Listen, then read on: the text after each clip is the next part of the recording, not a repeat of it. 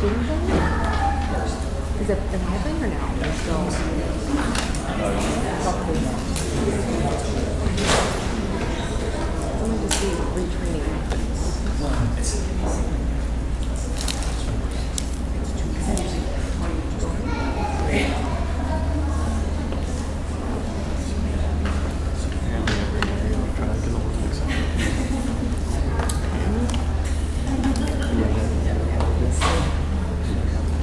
Small first these days, I don't know.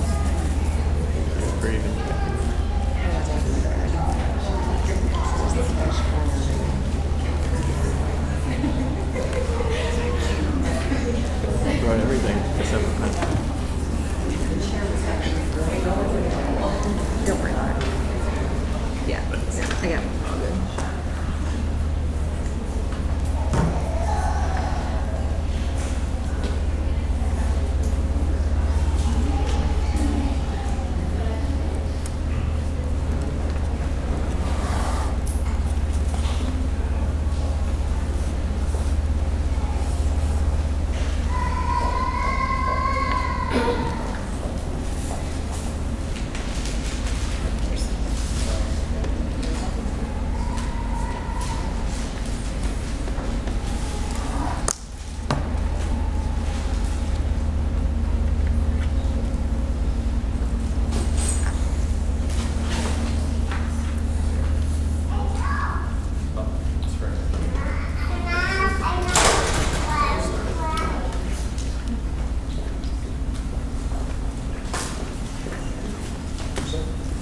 I'd like to call to order the Naperville Park District Board of Commissioners regular meeting.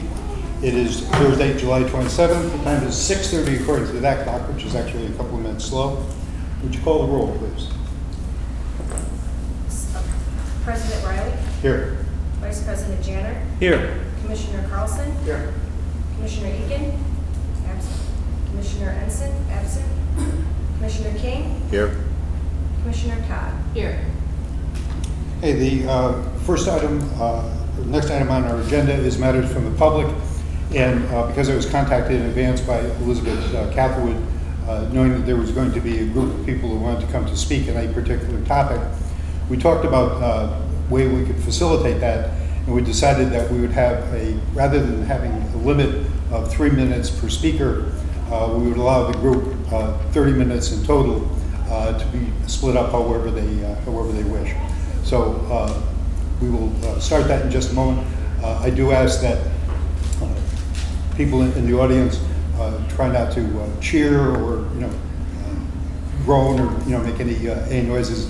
This is just public testimony. We do not have an agenda item on tonight's agenda for this topic, but we're asked to hear the input from the group, so we'll be glad to do it. So Elizabeth, whoever's going to start off for your group that is signed up, we will start now.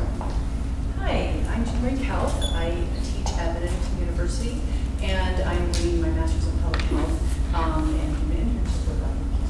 So, next slide. Clicker's up there. Clicker's up there, thank you. Thank you for taking time for this because it's a really important item. It's low-hanging fruit. This is a way to improve children's health without sacrificing anything substantive. And I wanted to start with another success story in public health. And this is the success story of lead. This graph shows the amount of lead in the blood of children over time. You can see when I was a kid, 88.2% of children were over the level that they thought was safe. Now we're down to 1.4% of children. So really, policies that you all are in charge of making make a big difference in lives. Lead is only one example, tobacco is another. But you can see, there's a cost to high lead levels. There's a cost to children having illnesses connected with environmental chemicals like pesticides. 110 to $319 billion per birth cohort. There's another success in tobacco. Blood levels of cotinine in children's blood, which is a byproduct of tobacco smoke, have gone down dramatically. So you can make a difference. Over time, over the last decades, children's health problems have been on the rise. I'm sure many of you are aware that, for instance, autism, the incidence has increased dramatically. Childhood cancer also is on the rise. people are starting to see this among their friends and family and are concerned. And there is reason, you can see in the data, to be concerned. So just to define terms, pesticide, a lot of people think that's insecticide. Pesticides includes herbicides, insecticides, fungicides, rodenticides. Another thing that people are sometimes confused about is if a pesticide is registered with the EPA, they might think that that means that it's safe. And in fact, the EPA says right on their website that most pesticides are known to cause harm in humans, as they do in the organisms they target. Over the last few years, it hasn't been very long that there has been such a consensus on these chemicals. It used to be that scientists were still looking at the evidence, trying to figure out patterns. Is childhood cancer linked to pesticide exposure? There's been decades worth of research going into this. And I would say there was a turning point in 2013, and that's when the American Academy of Pediatrics, an organization you probably all know, came out with a statement that, in fact, these chemicals are linked to disease in children, particularly cancer and neurological problems. And that one thing that parents and pediatricians should do is limit these exposures. So here's the statement. I bring your attention to the yellow parts. I didn't want to just cut and paste it. I want you to see the whole thing. You can see all these things have been linked conclusively in the research with exposure to pesticides. The American Academy of Pediatrics is extremely conservative, and by that I mean they won't come out with a statement like this until all the research is in. And you know, many of us know people who have preterm birth, cancers, asthma, and autism. This is what the AAP recommended that pediatricians and the general public do. Pesticide exposures are common and cause both acute and chronic effects, and governmental actions to improve pesticide safety are needed. Not very much is being done on the federal level, but you have a lot of control at this level. President's Cancer Panel, 2009. This is President Bush, by the way. He appointed this panel. They were looking at the environmental causes of cancer. And what they found is that a much higher percentage of cancers can be attributable to environmental exposures, all kinds of exposures, not just pesticides, than had previously been thought. They did particularly identify landscape chemicals as one of those influences on rising cancer rates. And then this is a sort of injunction to do something about it, right? We can make choices locally, and we can have an effect on how our cancer rates go. The CDC Biomonitoring Project, a lot of people don't know about this, but the CDC for many years has been measuring the level of these chemicals in people of all ages. And a lot of these chemicals are found in children. One notable fact they found is that pyrethroids, a kind of insecticide, have gone up quite a bit in children. You know, we have good news there too. The lead has gone down, nicotine has gone down, but pesticides are going up. This is from Naperville's website. And you know this, if you have children, you know children have very direct contact with the lawn. They spend more time on the grass than we do. They might eat it, you know how children are.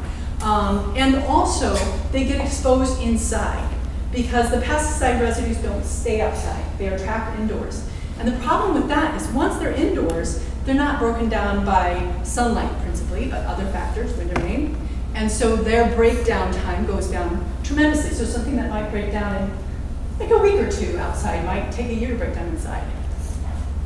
Okay, I'm going to skip over some of the cancer risks for health effects, because Dr. Buchanan is going to specifically address those. But if you have questions about the associations, the research that show that these pesticides are linked not only to disease in humans, but dogs as well, to cancer, neurological effects, declines in IQ. I'm an educator, so that really astounds me. Diabetes, endocrine disruption, asthma. Genes or environment. At one time, I think we believed that a lot more disease was attributable to genes. The really cutting edge research is showing a combination of genes and environment, but a larger factor for environment than was originally thought. I'm also going to go quickly over the 2,4-D fact sheet and the glyphosate slide, because Ryan Anderson will talk about that a little bit more. So I will talk a little bit more, though, about how young people are at particular risk for this. There's some things that are different about children. I already mentioned that they play on the lawns a lot more. But they also have longer latency periods, right? If I get exposed to something that causes cancer, it could take like 20 years right? That's okay, not so bad. But for an 8-year-old, it's really completely different, right? We want them to have many, many decades. And so cancers that are slower growing still have time to develop. Children also can be more susceptible because of their age, and also some children and adults who have poor metabolizer genes are much more susceptible to exposures like this. So what that means is that their bodies are not able to process this substance out of their body. So you can imagine, none of these chemicals existed like 100 years ago, right? So it's great that we can get these substances out of our bodies, but some people can't do that as well as others. And I just wanted you to notice that it can be up to 40% of the population. So I think a lot of times when you think about people who are sensitive to these things, you might think, oh, 2 to 3%. But some of these are much higher numbers. Do we start at just a few minutes in? No, I think we started right around 6:30. She's got the timer going. There are 22 minutes left. Okay. I'll skip over this then, but there is more information if you have questions. Here's this. All right, thanks. I want to introduce myself, Susan Buchanan. I am a family physician. After practicing family practice in Chicago for over 10 years, I went back and got my master's in public health and training in occupational environmental medicine. So now I'm also board certified in occupational medicine. It's called occupational and environmental medicine. I'm a researcher at UIC. I also teach at UIC. I direct the what's called the Great Lakes Center for Children's Environmental Health. That is a center of expertise funded by the EPA to be a center for all of Region 5 on children's environmental health. For 5 years, I was appointed member of one of the advisory committees of the EPA. I know the big scientific advisory committee has been getting a lot of press recently. I was on the Children's Environmental Health Advisory Committee to the EPA, and I'm a mother. So my purpose here today is to review really quickly the scientific kind of proof about pesticides and health effects in lay terms, and to give you my recommendations. This is one of the things that people in my specialty do. We get very skilled at boiling down the scientific literature, being able to toss out the bad studies, include the good studies, and that's the rundown that I'm going to give you really quickly. But before I start that, I do want to explain the paradigm that we use when we talk about children's environmental health. Jean Marie already explained the paradigm that children get exposed more to environmental chemicals than adults.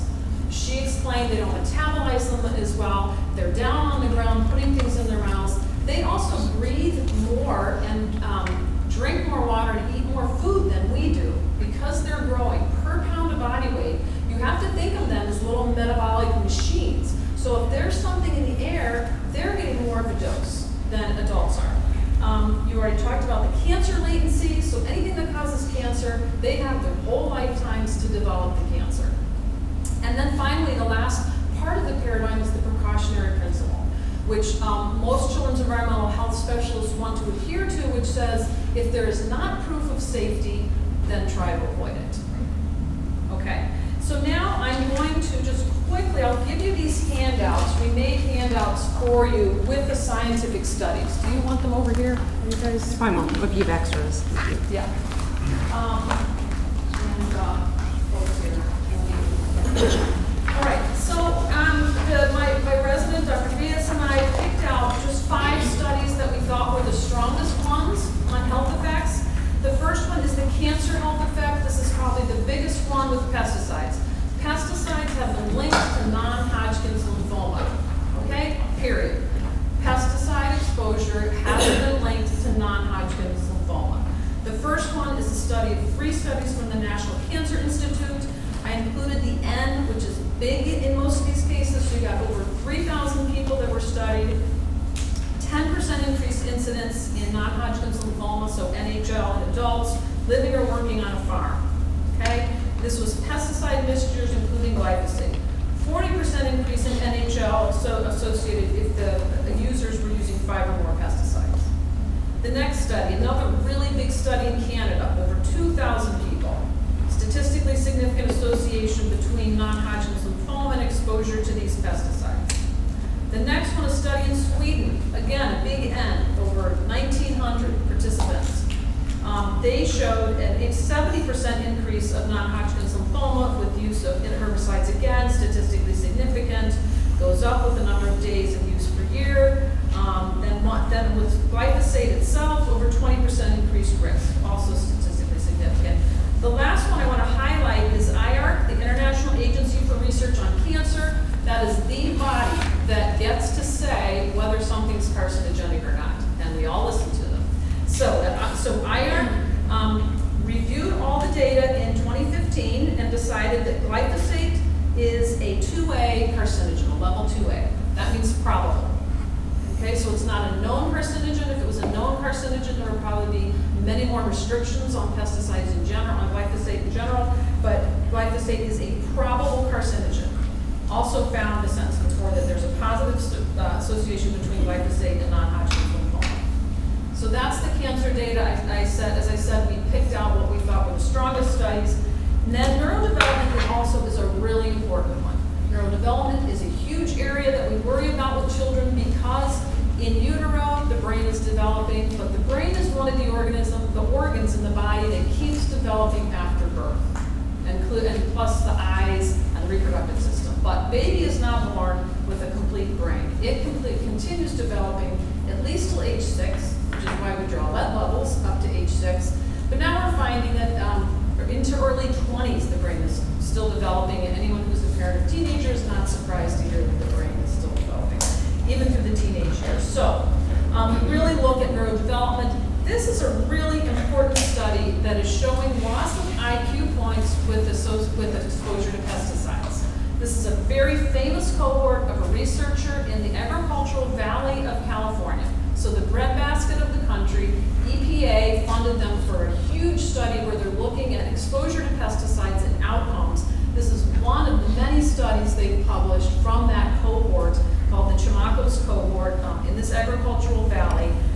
They had 255 mother-baby pairs, and they found that when mother lived less than a kilometer from the agricultural fields during pregnancy, when her child grew up to be 7 years old, they did neuropsych testing or neurologic testing on these 7-year-olds and showed a 6.97 point loss, a difference in IQ from the kids who were exposed the most, whose mothers were exposed the most, compared to the kids whose mothers were exposed the least.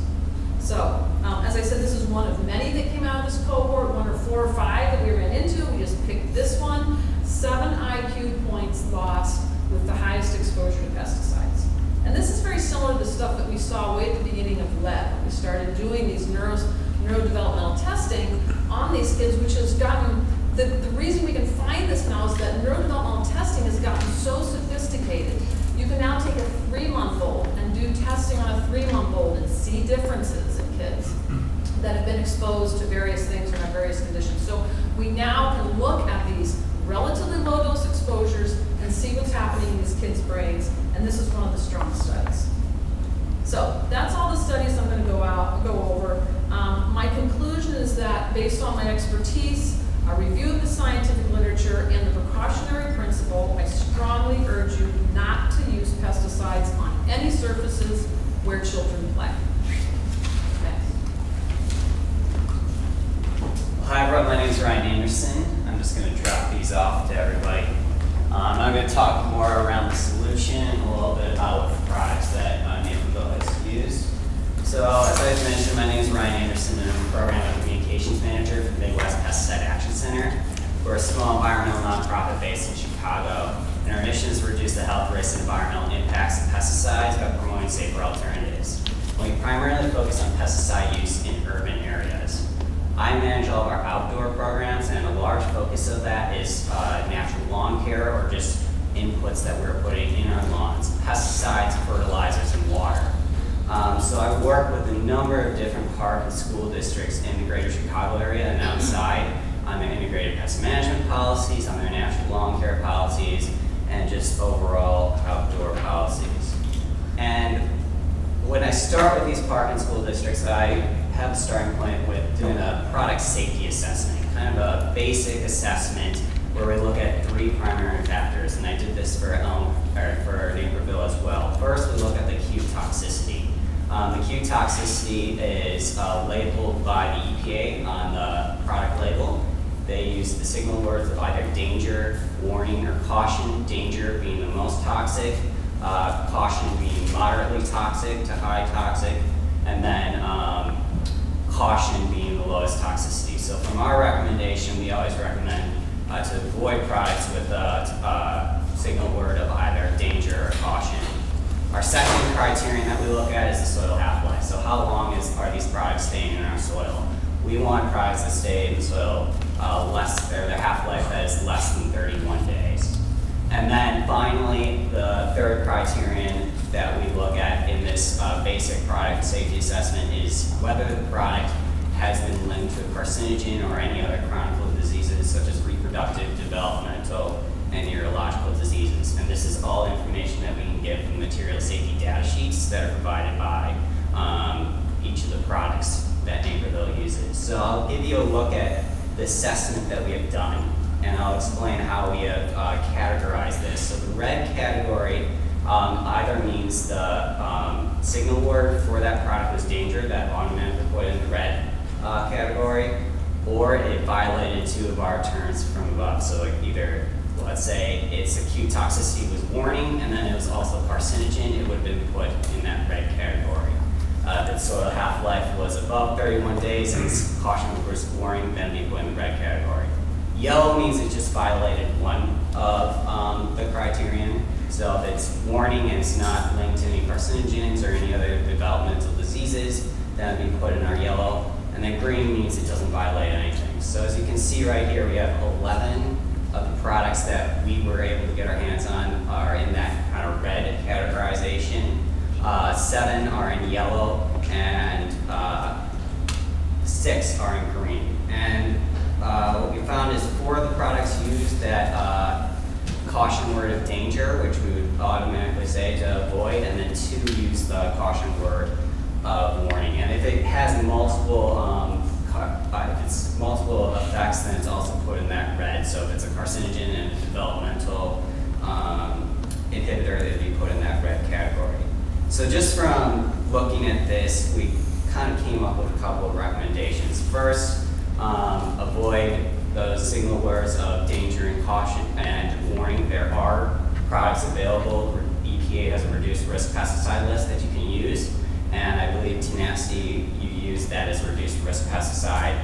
We've also heard iron chelate, which is Avenger. So there are products definitely available on that set. The second thing that I just thought was interesting was I saw high algicide use, and this could be a variety of factors, rivers, weather conditions, and everything like that. But compared to other park and school districts that I've worked with, I haven't seen that much algicide use. So I always think maybe this is an indicator of something else. Phosphorus is a limiting nutrient of algicide, and when we looked through your fertilizers, we found that 3 of the 13 fertilizers had a phosphorus rate over that 3:1:2 ratio. So 3 is for nitrogen, 1 is for phosphorus, and 2 is for potassium. Phosphorus is really not a needed nutrient for grass unless it's in sod phase. For established grass, you really shouldn't need fertilizer. You should really not use fertilizer with phosphorus. So we would say kind of avoid those ones and really focus on the nitrogen if you're going to be applying fertilizer, and ultimately organic fertilizer. And then the third thing is we saw 3 products that were weed and feed, and MPAC has significant concerns with weed and feed. First, one of its main products is often 2,4-D, which was already mentioned, has a lot of developmental concerns and inhibitors, but it's just not in line with the solution that I'm going to talk about now, which is integrated pest management and natural lawn care. Weed and feed is just kind of a broadcast, and it's not really caring for the larger plant of the grass that we're talking about today. And so, what about caring for the grass? I'll just go briefly over it, but I always like to tell people to view the grass as your own internal body, and you can do 2 main things to control your body: your diet and your fitness. Those are the 2 things that you can control the most, and those are also the 2 things that you can control the most for your grass. The diet is healthy soil quality, a lot of organic matter and everything like that that'll feed the grass. And then that fitness is all these cultural practices that I'm going to talk about, such as mowing high, watering at 1 inch per week, and aerating at least twice per year, once in the spring, once in the fall, so that you have a really strong root network so that your grass can excel year after year. So just looking at the organic lawn diet, it's more than just this nitrogen, phosphorus, and potassium. A lot of synthetics will focus on the nitrogen, phosphorus, and potassium, but there's 18 essential micronutrients for healthy grass growth. Organic fertilizers often provide more of these nutrients, and they release these nutrients over an extended period of time so that they stay in your soil for longer. So on our website, we do have a number of resources for organic fertilizers to consider for lawns, and I did see that the Park District does use an organic fertilizer sanctuary, so that's pretty good on that end. There's also more to just the nutrients. There's also soil structure. And fertilizers don't often add to that soil structure. You really want good soil structure so that the roots can grow deep. So other amendments are organic amendments such as compost, grass clippings, ground up leaves will really add to that soil structure so that you reduce compaction and allow for more nutrients to get into that soil. Going into that fitness, compost is very related to fitness. I often tell that if you culturally maintain your grass, you'll eliminate a lot of favorable conditions for weeds that you'll see. So this is a really great graph, some popular weeds that you're going to find in your lawn, and then their favorable conditions. And so if you do these cultural controls that I'm saying, a lot of these favorable conditions will be eliminated. Compacted soil, we already talked about compost, but aeration, at least twice per year for sporting fields, maybe 3 to 5 times, will really reduce that compaction. Mowing high to low, I already talked about 3 inches to help your grass outshade weeds for sunlight, nutrients, and water because you're growing a stronger root network. And then finally, excessive watering. A recommended watering level for grass is around 1 inch per week.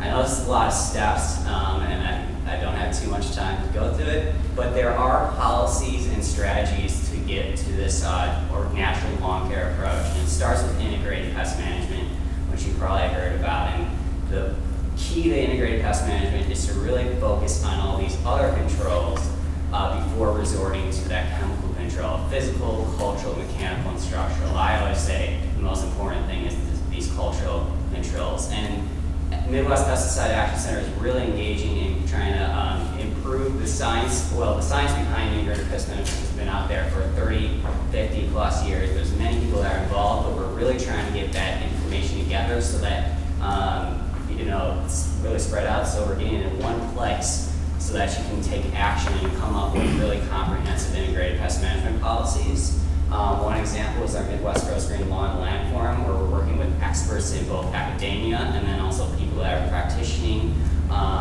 in integrated pest management or park districts or school districts for peer-to-peer learning of best practices, strategies, and policies for IPM. We also have a lot of toolkits and fact sheets. One of the fact sheets that you have is that brochure out there that talks about the natural lawn care approach. We have a municipal pesticide reduction toolkit, which talks about how to write IPM policies and how to implement them effectively. And then finally, something that we're really pushing out is our Midwest Grows Green initiative, which is really about that community engagement. Because whether you're starting off with, for a lot of people, if you're starting off with pesticides or grass, you're kind of going to be dependent on these pesticides or these synthetic products. And so there is going to be a transition period. And so Midwest Grows Green really helps people understand why you're going through this transition to the natural lawn care and integrated pest management approach, why it's good for children, for pets, and wildlife, and it allows you to go through this transition period by getting out the education about what natural lawn care is and about the importance of it. And we're getting out in a lot of different areas, such as pesticide-free parks, point-of-purchase retailers, and then also that community engagement piece through communication materials like that you see ahead of you. So the best resource I always say is myself. My email is randerson@pesticideaction.org if you have any questions, and I'll leave it at that. Thank you. We have 4 minutes. Hey, you have about 4 minutes left. Excellent, thank you. Hello, my name is Keith Quingman, Naperville resident for 15 plus years, 1809 Clyde Drive. I'd first like to say thank you, Mr. President and Naperville Board, for having all these people here. we think you guys do a great job. Okay, I love the park district. I think everyone in this room would agree. I have 4 kids. I use the park district extensively.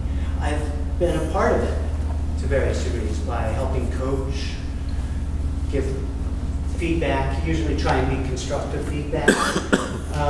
You know, and I think that first, all the people that would like to speak who have come for public forum should be allowed their opportunity. It's 3 minutes. They're here. They would like a chance to speak. So please do grant that amount. So the thing of this is, we're talking about toxic chemicals, okay? This is glyphosate, it's 2,4-D. These companies have a long history. You can go, I invite you to do independent research. These companies are the same ones that brought us DDT and PCB, here now with a finer grade product, right? However, you look at Dow 2,4-D, that's the base chemical agent for Agent Orange.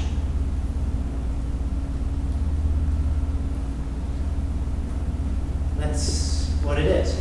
There is no safe usage. If it biodegrades, if it degrades such that it's not in the soil but disposed into our lakes and water and rivers and estuaries, ultimately into our food that we eat. You heard some very educated and fine speakers this evening. What I would like to, we haven't even talked about the bumblebees and the monarchs, right? This is about, we're actually talking about kids and families, health concerns. And there are solutions, that's the thing.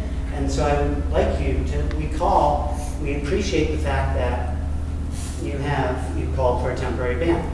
We are now asking for there to be an agenda item on the Park District of Naperville to look into an IPM solution that is non-chemical based.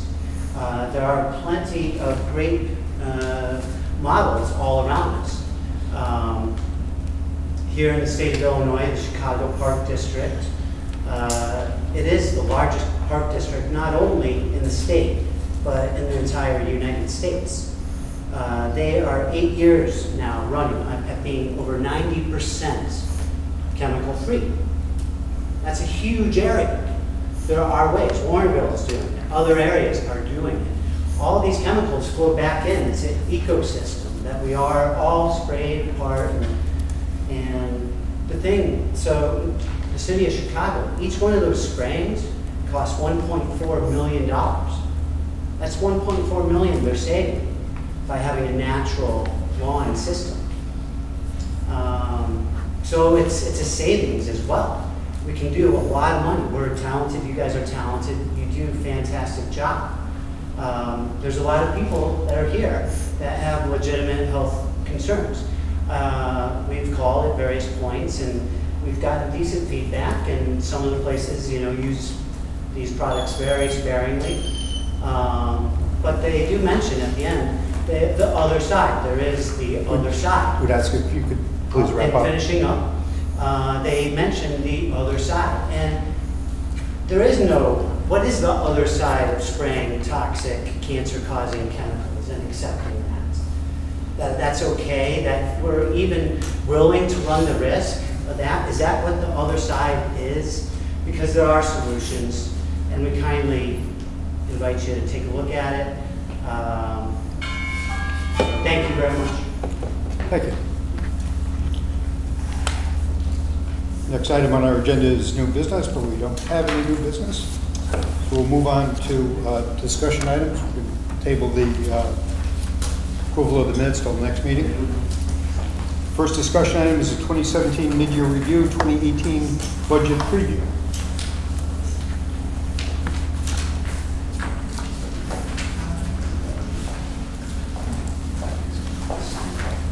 We do, I forgot to mention, there is a petition out there. We've started. 450 Naperville residents that are asking for this as well. So there's a lot of community support. Thank you. Thank you very We're much. going to start our meeting. Thank you. Thank you.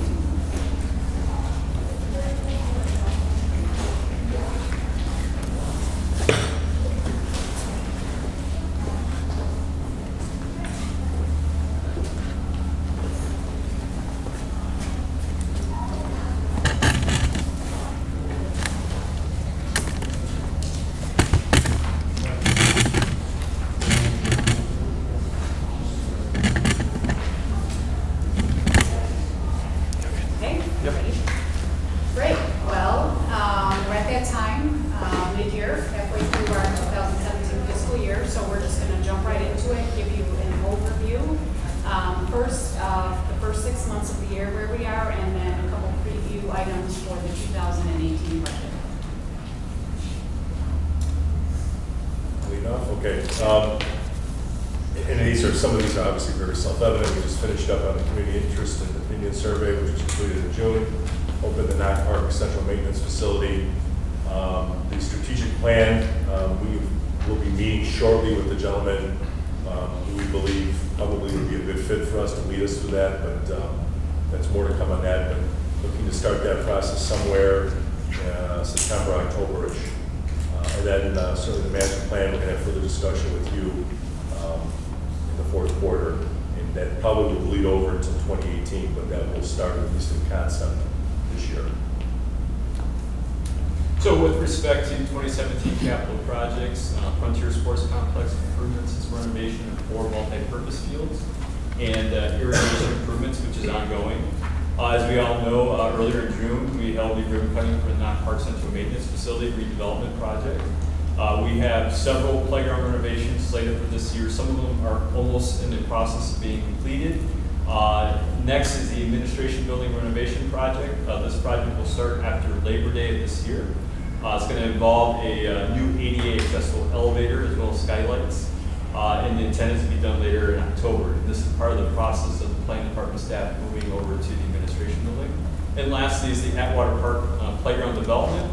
Through discussion with the park board, we were able to expedite this project as a B project, and this is going to start probably within the next week or two, with the intent to be wrapped up and have the playground completed by the end of this year. With respect to the recreation department, the recreation department budget includes the areas that are listed above, starting with programs, garden plots, all the way through facility, revenue, and sportsmen's. When all of those are considered, when we look at all of our programs, all of the facilities within recreation, our year-to-date net is ahead of budget by 9% at this point, which is about $54,000 ahead of where we had projected to be through the end of June. So certainly on pace with what the overall budget was for the first half of the year. With our programs, Can I ask one quick question? Relative to paddleboats, how are the kayaks doing? very well. And I've got a slide coming up a little bit later to show You're that. waiting. Yes. You did that same stuff in school, didn't you? Oh, was that? Compared to 2016, our program revenue is up 4%, which is over $100,000 ahead of where we were at this point last year. The big difference there is the Fort Hill Activity Center and bringing this facility online and the programs that take place within this building. And I've got some additional information on that coming up in a couple slides. Our year-to-date net is ahead of year-to-date budget by about 1%, so we're within $13,000 of where we thought we would be through the month of June. Our program participation is up 7%, up 2,700. There again, the big difference is having the Fort Hill Activity Center as compared to last year when we were still operating on out of the barn recreation center for the first half of the year. Something really notable is that our scholarship awards continue to increase. 78% of our scholarship budget for the year has been used through the month of June. Typically we see about 66% of the scholarship budget that's allocated through the month of June. This year we actually budgeted more money than we had in previous years. We budgeted $43,000 for scholarships in 2017, and we're already 78% through that. Certainly quite a few individuals, about half of that is associated with scholarships for programs and camps. About 24% of the scholarship funds we've issued out have been for the summer school camp, which is that partnership that we have with School District 203 to run those afternoon camps at 2 of the elementary schools. And then the others are associated with Fort Hill memberships and Centennial Beach memberships. With the Fort Hill Activity Center, our year-to-date revenue through June is within 11% of where we thought we would be compared to budget. And our year-to-date net through June, when you consider expenses, is within 13% of where we thought we would be with budget. Again, this is the first year of operations, so there was a lot of estimating that went into the 2017 budget. The fitness membership numbers certainly have increased quite a bit. We thought that we would have maybe a few more members at the start of the year, which would have placed those budget numbers a little bit closer. But certainly we continue to add members throughout the course of the year, And by the end of the year, if we continue at this pace, we believe that we'll be in a good place. During May, we held May and June, we held a $0 enrollment and had over 600 new fitness members join the facility at that time, which we felt was very good, considering the months of May and June typically are not good months as far as bringing new members on. We do have a fitness member appreciation event on August 28th. That's a Monday. It's going to take place here throughout the day for member appreciation to also celebrate the first year anniversary of the facility. We have, at this point, have still been open for less than a year. And you'll see our overall total memberships when you consider our walk, jog, trek, group exercise, childcare. We're at almost 5,000 total memberships that have been issued out. At the start of the year, we were at 2,700, so we've almost doubled that since January 1. Yeah. How about silver sneakers? So silver sneakers and the prime memberships are included within the fitness totals that you see there. We also have a number of walk, jog, track memberships for the track. In fact, the majority of the 1,200 walk, jog, track memberships that you see are for those free resident times where residents can come in during the non-peak hours to utilize the track. This chart shows our fitness center visits, just to show how through the course of the year, certainly as we opened the facility and then got to the month of January, we saw a spike with the number of fitness members that were utilizing the facility. We've been averaging just under 9,000 visits a month.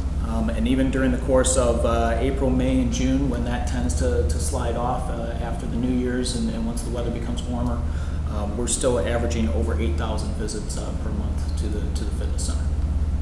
Brett, did you see any spike in new members in December, maybe around the holidays, that led to the jump in visits in January? We found, we did have additional members that, yes, joined us in December, but really that spike was right after the first of the year. January was a big month for fitness membership sales, and typically as soon as someone gets a membership, then they begin coming and utilizing the facility. So obviously normal New Year's resolutions and all that Yep. stuff. Yep. And knowing that, we will certainly look to have incentive programs that are tied to the first of the year. Our Fort Hill Activity Center programs, there's a couple that I want to highlight tonight. Our open gyms, they can continue to be available each week at the facility. Open gyms have performed far beyond what we had thought when we first were putting together the facility schedule as well as the budget. Our overall year-to-date actual revenue for open gyms is, through the month of June, we've hit 313% of what the annual budget was for daily passes for open gym. They are extremely popular, whether it's pickleball, volleyball, or basketball. The community just can't seem to get enough of the open gyms in the facility.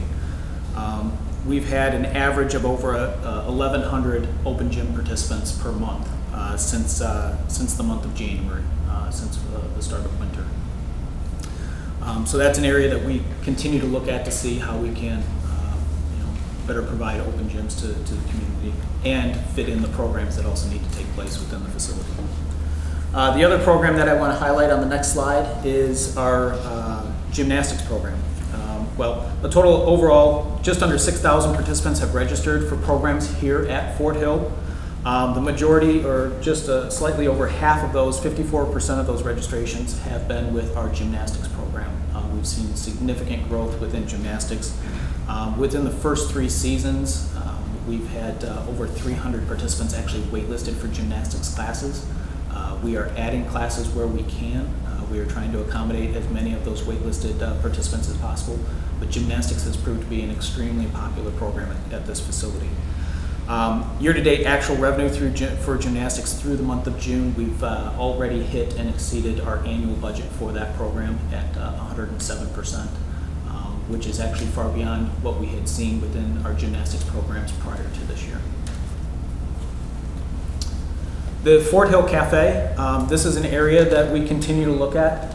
This is an area where through June we're at 39% of where we thought the year-to-date budget would be for revenue. Our average sales through the month of May were at $104 per day. The average sales then fell in June to about $56 per day, and that's when we had transitioned to summer programming. Certainly still had a lot of people coming into the facility, but just there was a difference with the types of programs, whether it was our gymnastics programs or programs that were taking place in the gymnasium. We estimated when we were putting that budget together that we would be closer to an average of $240 per day for sales. So something that we are currently doing is just evaluating that option. Based on the current sales during the months of June and July, we're going to close the cafe during the month of August. Look to revamp that menu a little bit, look at maybe changing up the front lobby area, making it a little bit warmer, more inviting for people to be able to purchase something and stay there, and reopen then this fall. And with that, we'll open with a modified menu and pricing as well. The Riverwalk Cafe, our average daily sales in June were 4% higher than what we saw in 2016, so about $63 per day more. This meeting date is possible to show where we're at for the season. So far, our attendance is within 10% of what we saw last year through July 21st, and our revenue is within 3% of what we saw last year. Now, 2016 was a very good year for Centennial Beach. It was the third highest attendance year on record. It was actually the highest gross revenue year on record when we calculated both Centennial Beach admissions and Centennial Grill. When you look at the prior 3-year average for Centennial Beach, we're up 5% in visitors as compared to the prior 3 years, and up 23% in revenue through the same time frame. Overall revenue for memberships, daily admissions, and the grill is at 72% of budget. Last year we were at 76%, so very close to what we had seen last year. And we're in still a very good position considering where we're at in the summer, and also looking ahead at the forecast for the next week. The next several days and next week look very good. In our total labor expenses, because we're always, labor is one of our biggest costs, we're always tracking that. We're within 1% of where we were at in 2016. The next few slides show some graphs just to give some comparisons to show where our attendance is through July 21st as compared to prior years. You'll see 2012 was the outlier. 2012 is when we had 175,000 people come through the park. And you'll see in 2012 on a further slide just the number of 90-degree days that we had far surpassed many of the other years. But overall, still a good start to the season. The next slide shows the revenue. Again, taking into account Centennial Grill as well. Centennial Grill is basically on pace with where they were at last year, just slightly behind where we were at last year, so still performing very well there. And that's with a new food and beverage manager this year that was hired on due to our other food and beverage manager moving on to a full-time position with another organization. So overall, that operation is doing well. And then the last slide that I have just gives the Centennial Beach weather. This is something that we like to track and look at, especially when we're looking back at our attendance and revenue figures, because weather directly correlates with Centennial Beach performance. And you'll see there, that's when I was mentioning 2012, where we had the high number of days of 90-degree days. We've had a few more this year, very comparable to 2016. Our days of rain, slightly more than what we saw in 2016 at this time. All right, some IT highlights. The furnishing of the IT equipment at the central maintenance facility was completed. We had a lot of moves from staff that were displaced through the barn tear down and then we moved back into the central maintenance facility.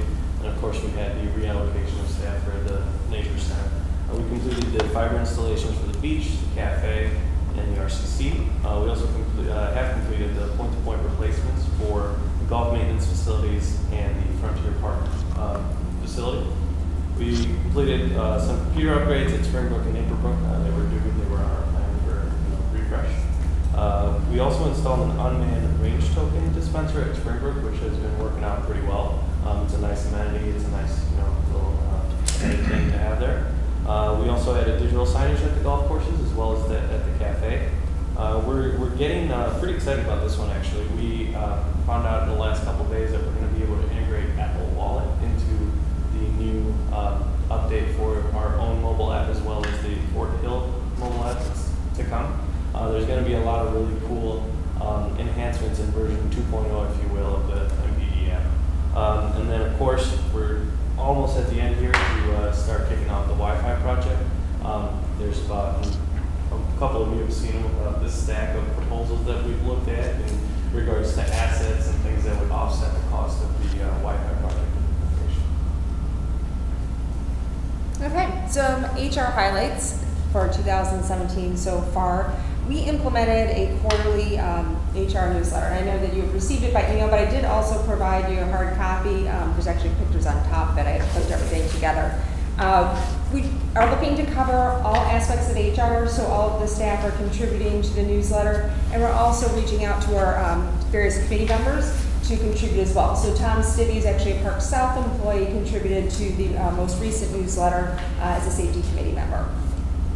We also conducted a wellness survey to see how staff are liking the different activities that we encourage participation in, and we'll be using that data to then continue to grow participation, which is actually at a really good level, but we'd like to always get it higher, and then also in the development of the 2018 budget. We enhanced our employees orientation, and this is the orientation that we use as a presentation format for our part-time positions. And we were able to integrate videos into the orientation, so it made it a little bit easier for those that do present the information that it's broken up. We have Ray speaks, Brad speaks, I speak on two very enlightening topics. We also have Steve Erlenbaugh, who is a member of our customer service staff, who speaks on customer service expectations, and Jackie Stern talks about FOIA and the expectation should staff be presented with a FOIA request. Our new safety hazard awareness campaign began in January, and those are two of the other pages that were included with the newsletter. We have safety committee members leading the charge, but getting their co-workers to stage a photo. And it's kind of like a where's Waldo, what's wrong with this picture kind of thing. And you'll see that I printed out April and May. It's not just our maintenance staff getting involved. We had staff over here at Fort Hill that really got into it.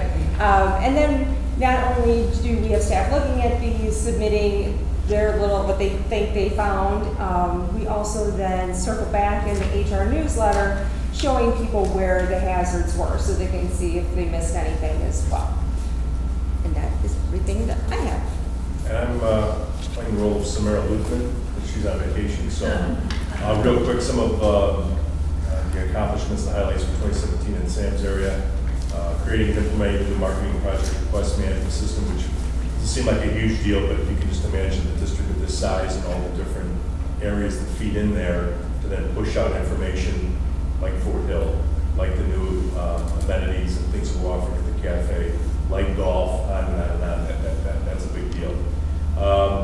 We will begin discussion here relatively shortly about the State of the Park District address next year. And certainly it was a well-received event last year, earlier this year I should say, new talk show format. More to come on that as to whether that stays, goes, or changes. And then working on the redesign of the NapervilleParks.org website. I'm proud of staff for many different reasons, but certainly for this reason, something of this nature to go out onto the market, and correct me if I'm wrong, Omar, is probably a $50,000 to $75,000 at minimum venture. Just to have somebody come in and redesign, and we're doing this, not we, not me. Spencer and his team are doing this in-house. And we've got a first look today at a draft, and it's awesome. I mean, just the changes that have been made are simply amazing. So more to come on that, but you'll see that probably rolled out toward the end of the year. I know we're going to circle back with Spencer in a couple months. He's got some more refining to do, but a lot of input from the community. I think some of you have given him some input. Certainly before this goes out, we will probably, not probably, will launch it internally, let you play with it a little bit, see what you like, what you don't like. But what we have now, which is functional and good, to what we're going to, is off the charts phenomenal. Hired a new sponsorship and events manager in January. Stacy is more than hit the ground running, very aggressive, but in a good way.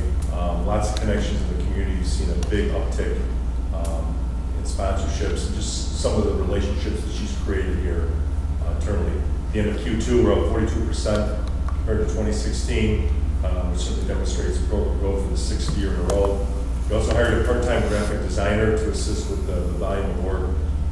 again, you don't have a great appreciation until you actually kind of see what they do and the information that they have to pump out on a daily basis to get people to know certain things that are going on in the district. So that has been a big win for us. Okay, now we're on the parks. As Brad did mention earlier, heavy rains have impacted our operations and field use in May. April, in fact, we had 15 days of rain. May 14, June 9, July's, I think, going for a record. So I think just real quick, Ty, go back to the Centennial Beach slide. With the rain that we had Sunday, and the number of rain days, July could go down as the wettest month in the history ever. It's third right now.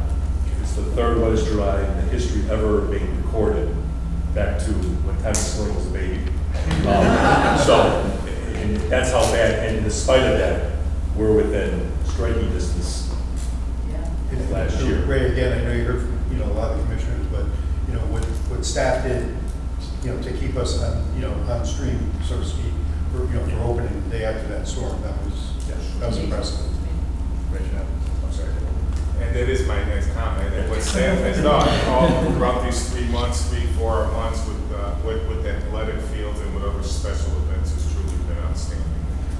Part-time staffing has improved through increased ACA covered positions and a new compensation program.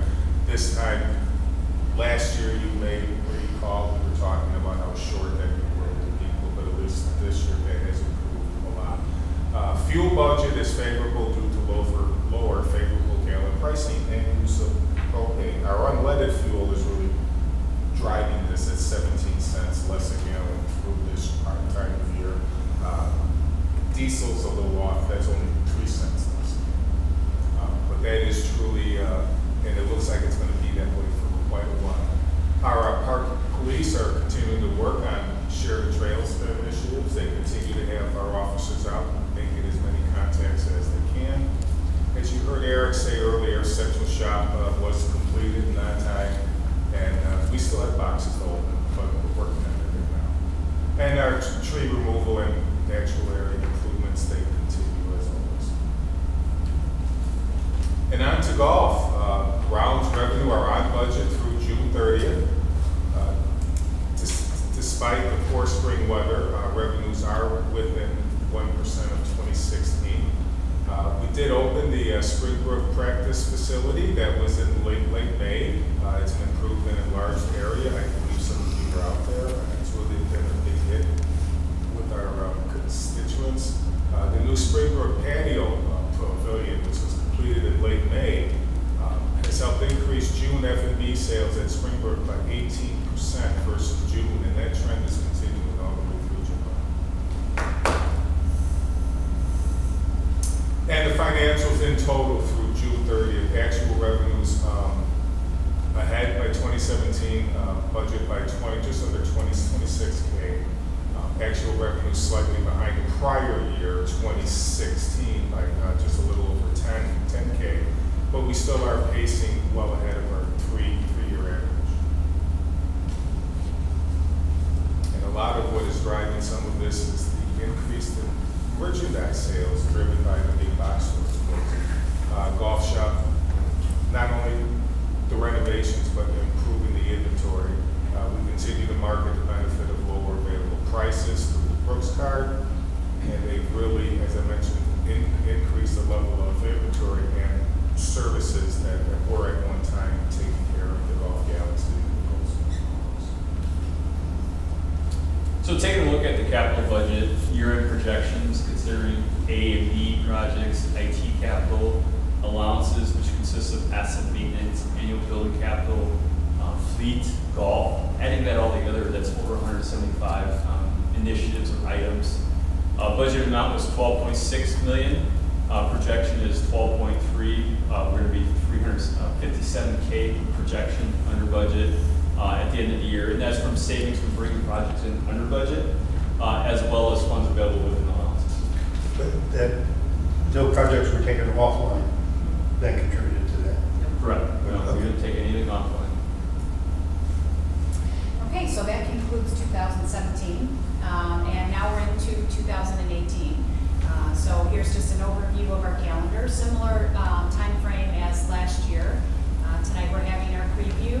On August 10th is going to be the capital projects open house, and I believe that is going to be here at Fort Hill. It's actually going to be at the lobby of the municipal center. Okay, so it's still at the municipal. That's right before the meeting. Okay. And then in October, you can expect an overview, a high-level summary of the budget at a committee level. So we'll hit finance, legislative, and parks and rec with that information. October 27th, you will receive the draft budget. And then November 9th, when we'll talk about this in more detail later, the tax levy resolution for board approval. And then on the 13th is our, Monday the 13th is the budget workshop with final approval on December 12th. And that's of the budget and the tax levy ordinance. Moving into 2018, as you know, we talked about we're going to be implementing the 2018 to 2020 strategic plan. Again, that process should kick off in the next month or two. I don't anticipate that that would be a very lengthy process, but a couple of days, not all day, meetings with some strategic partners within the community, certainly the board and leadership team. More to come on that. Master plan update approval. Again, we'll be talking about that toward the end of this year, and then we'll go into next year. Submitting an entry to win the 2018 gold medal competition at NRPA, which will be in Indianapolis next year. We're already working on that. The staff has done a phenomenal job. And we're going through a review process right now so that we're just ready to go next year. And we'll see where that takes us. And then attain accreditation status through the IPRA's Distinguished Agency Program. So for the capital policy, every year we start out fresh, January, February, with the Parks and Rec Committee to start talking about capital improvement projects. So earlier this year, the Parks and Rec Committee met, discussed projects planned for next year, 2018, as well as it had a chance to update the 10-year capital review and to share that with the board via weekly packet. So the main improvements slated for next year is a 2-page over sports complex renovations. We're looking at LED sports lighting, which is a huge improvement for the site, as well as renovations to the parking lot. Frontier Sports Complex renovations would be renovations to the east side parking lot, as well as drainage improvements. We have 6 playground renovations slated for next year. With the district of 73 playgrounds, we need to do quite a few on an average basis or annual basis to stay up to par with our life cycle replacement schedule, as well as what our staff is finding out in the field when they conduct their audits and safety inspections. And then lastly is Southwest Community Park Design. This is something we're proposing for 2018. This is more of like a master plan of looking at School District 204, the completion of their findings and evaluation, the input we received from the community interest and opinion survey. This is the next step. The idea is to have a master plan, in essence, gathering more community input, identifying what we can place here at this 33-acre park with a better understanding what the community is looking for. This is essentially our last bite of the apple, the last vacant parcels in Naperville, or a large-scale parcel, and we want to make sure we do it right. So that's what we're proposing next year, 2018, to conduct the master plan, and then after that, we have further discussion to carve it out even further to like phase improvements or development cycles, but we're starting with that approach. Okay, in 2018, we are going to look to do an employee opinion survey. The survey is conducted with our full-time positions, anyone that occupies those positions, and we have typically done them every 3 years. This will be actually a 5-year gap because we would have done it last year and there was just too much going on. If we're gonna invest in this, I wanted to make sure that everybody gets through that and kind of gets settled. So this 2017 is a settling year. But 5 years isn't out, like way out of left field, that we won't be able to measure against previous years. We will still be able to do that. The survey will be conducted by, unless something changes, Management Association of Illinois, and we continue to work with them. We're a member of the association, but this provides us the ability to then measure areas that where satisfaction among employees has increased and where it's declined. And these answers and information is gathered through both forced response questions, you gotta pick one of the bubbles kind of thing, and open-ended questions as well. So we'll be looking to do that by mid-spring of 2018. And in 2018, we have set aside funds for golf to go through our current capital plan as it was created several years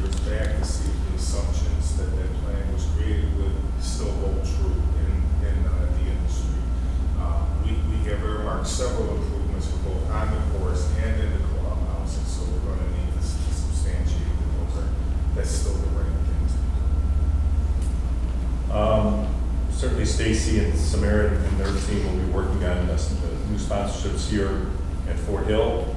We'll be looking at the future of the pad building, where that goes, what happens there.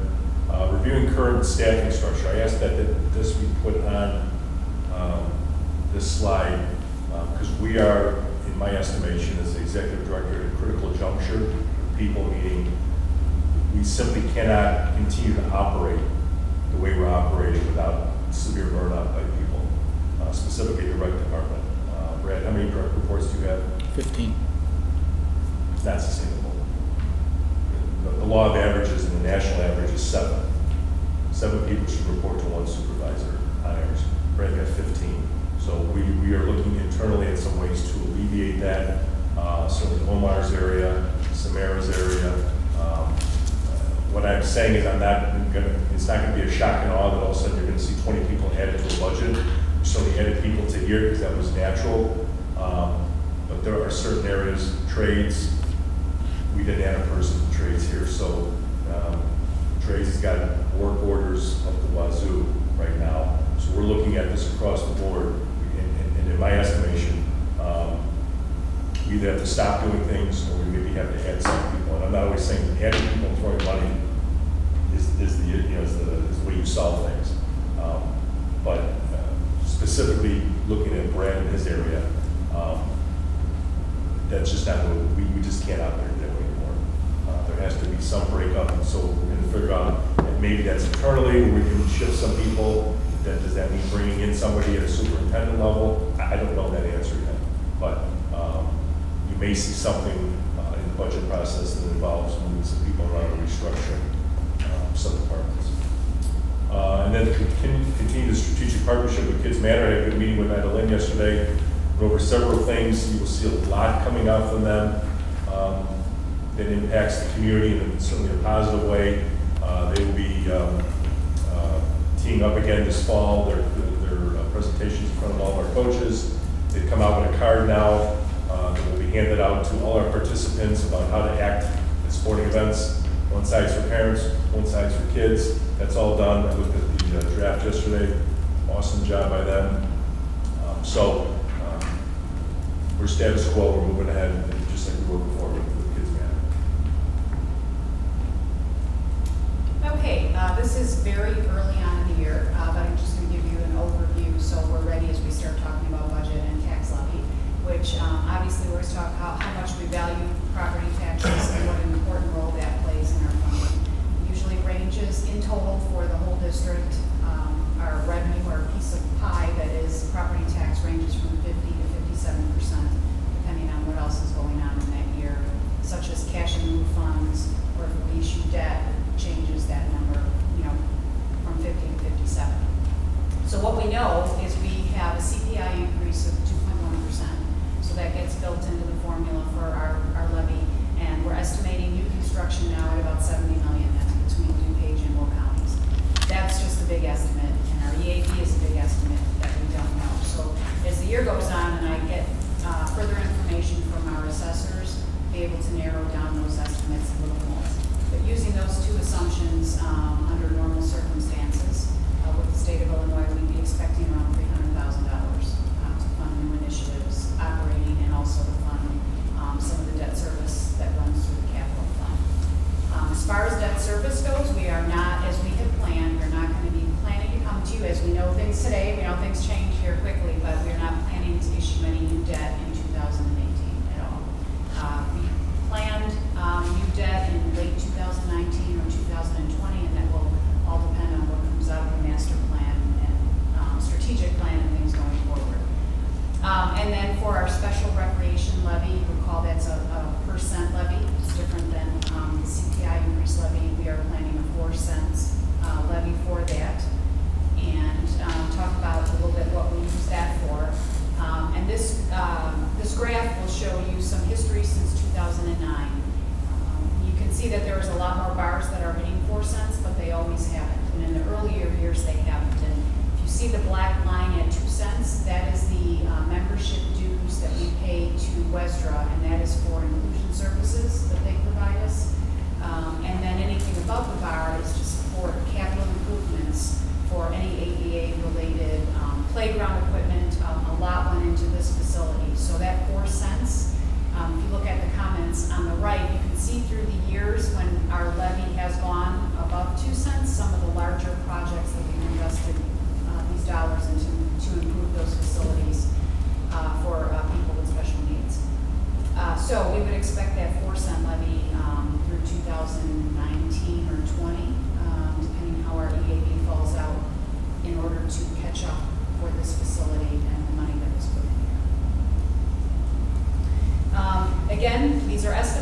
18, but we like to do this analysis, and there's assumptions built in here, but for tax purposes, not fair market value for your sale, but what the assessor's tax on in 2012, we are estimating an average home in Naperville would be taxed at $328,000. If you take that as a starting point, and we know a given is the EAV change each year and what our tax rate is for the Park District each year, we can estimate on average what a taxpayer would pay to the Naperville Park District. So if your home is a lot bigger, you know, it's going to range from, you see here, 316 to 325, you may be paying 330 or 340 based on that value. But an average representative would show that in 2018, with the information I talked about, an average taxpayer would be paying the Park District about $349,000.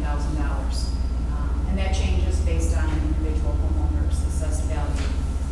Really important is what we like to look at is over time with everything that we've added, all the parks, all the trails, what is the difference from taxes that someone paid in 14 versus 18, and that's $33 more in total.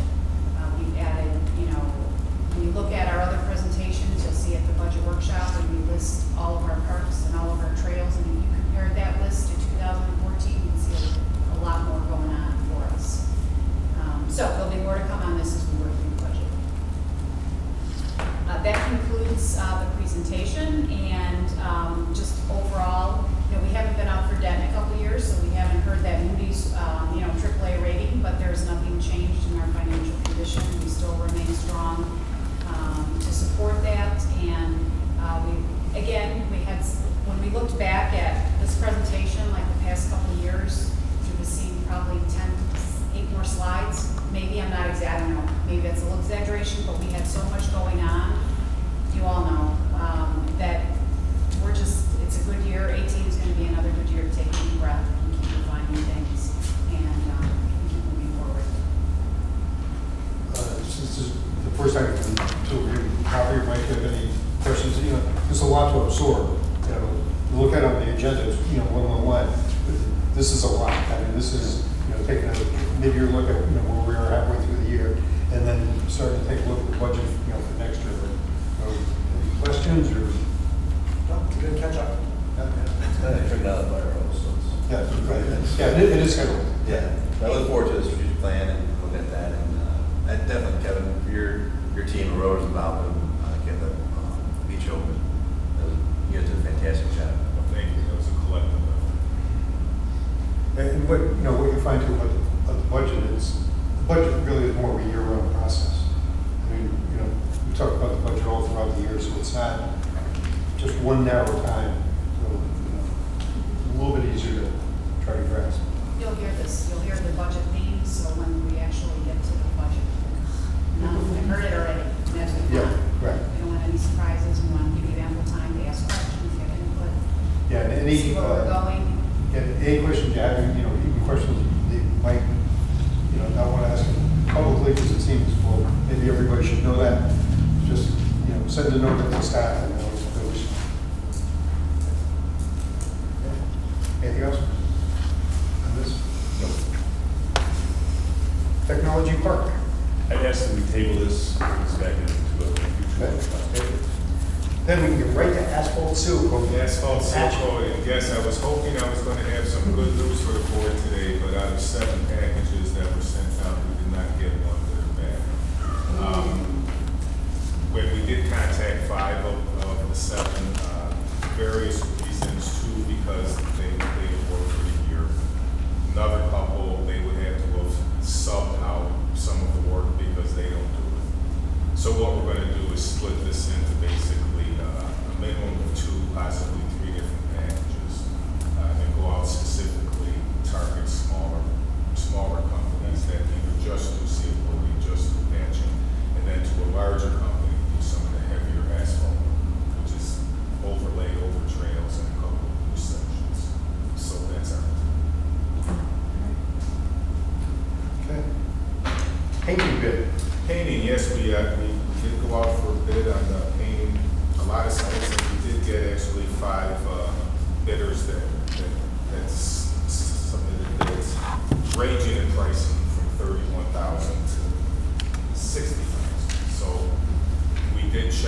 all of the references in the previous work done by the low bidder.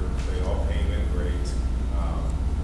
We're not sure why that price is so low, but we're going to go with them. But in hindsight, we're also going to ask for a 10% contingency because we have one area such as the RCC that if we make any color change, we may need a second coat. And for right now, it's just bid in a single coat. So that's the purpose for the 10%.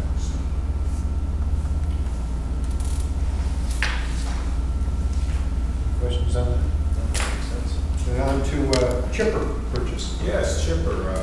Every so many years, we do replace a chipper. We currently have 3 in our inventory. This one here is our oldest.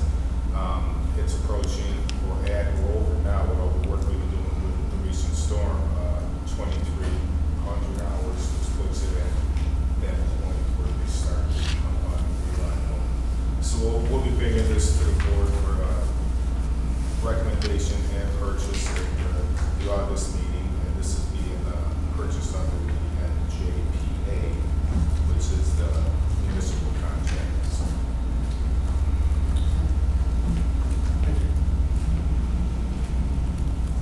Next item on the agenda is executive session. Move to adjourn to executive session to discuss sale and lease of real estate under 2C6 of the Open Meetings Act and imminent litigation under 2C11 of the Open Meetings Act. Second. All in favor?